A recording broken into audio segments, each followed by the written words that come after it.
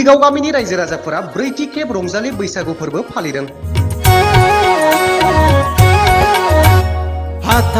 गोदान बोसोर बैसाग अखानि जावरिनाय गोदान बिफां लाइफांनि खिलिनायफोरा सेंग्रा सिख्ला बोराय बेन्थ गथ' गथाय बयनिबो गोसोआव रंजानायनि बोदोर जानानै गोदान बोसोरखौ रंजा खुसिजों बरायदों दुलिगाव गामिनि रायजो राजाफोरा।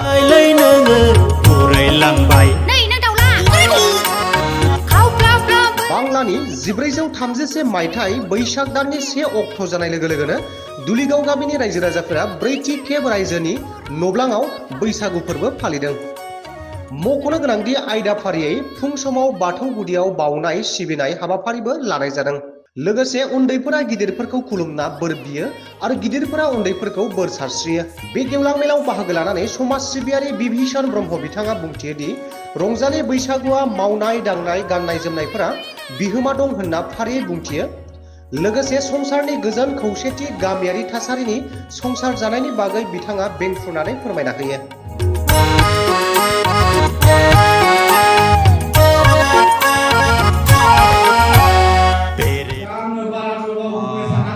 बैसागु फोरबोजों लोब्बा लाखिनानै रंजालि बैसागु महरै बरायनाय आरो बेखौ खुंफुंनाय हाबाफारिया देग्लाय बोसोरब्रै आगान सुरबाय आरो बे बोसोरब्रैनि गेजेराव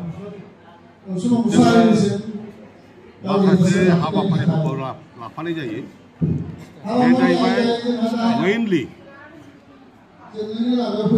गिदिरफोरनो उन्दैफ्रा सनमान होनाय, उन्दैफोरनो गिदिरफ्रा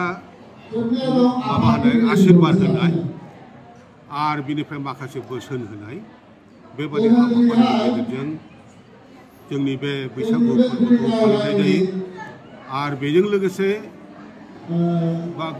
माखासे हारिमुवारि आयदा मोसानाय रंजानाय मोसाखावरि मोसानाय एबा मोसाग्लांनाय बेफोर हाबाफारिफोरखौ जों लाफानाय जायो।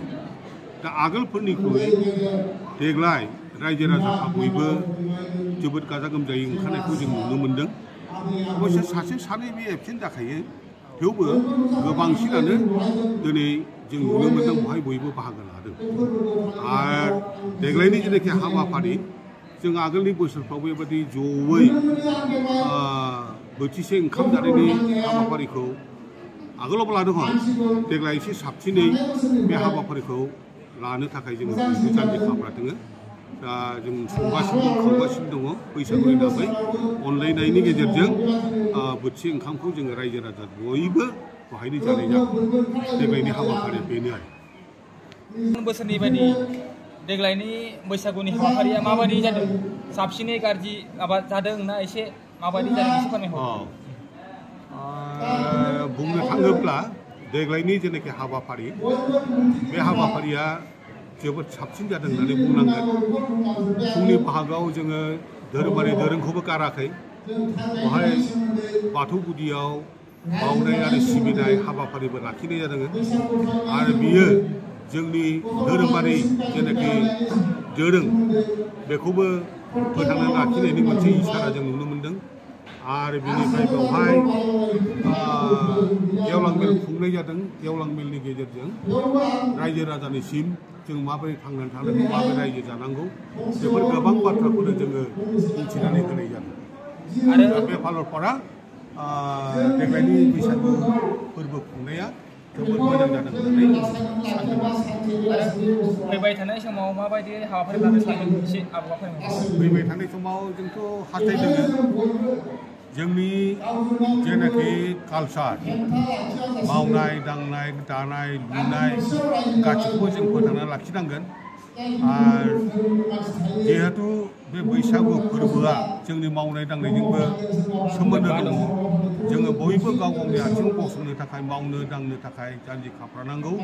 बेनि थाखाय जोंनो नांगौ मोनसे थुलुंगा आरो बे थुलुंगाखौ दिनै जोङो बे बैसागु फोरबोनि गेजेरजोंनो रायजो राजाखौ माबादोङो खावलायदोङो जाहाथे मावनाय दांनायाव जों रावबो फासयनानै थाया।